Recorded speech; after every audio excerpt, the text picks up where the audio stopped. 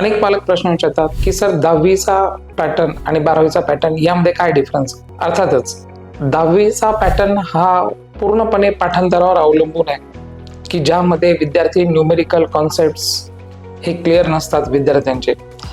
मात्र 11वी-12वी सायन्समध्ये अभ्यास करताना तुम्हाला थेरी आहे, डेरिव्हेशन्स आहे, न्यूमेरिकल्स आहे, अनेक साऱ्या ट्रिक्स असतात आणि खास करून ॲप्लिकेशन ओरिएंटेड न्यूमेरिकल्स तुम्हाला सॉल्व्ह करायचे असतात. तर इथे पाठांतर करण्यापेक्षा कॉन्सेप्ट समजून घेणं, एखादा विषय समजून घेणं आणि त्यावर ते न्यूमेरिकल सॉल्व्ह करणं, त्यावर ते MCQ सॉल्व्ह करणं हे फार महत्त्वाचं आहे. पाठांतर इथे फक्त 20% 80% हे तुमचं सॉल्विंग राहणार आहे. त्यामुळे निश्चितच 10वीपेक्षा 12वीचा पॅटर्न हा खूप वेगळा आहे.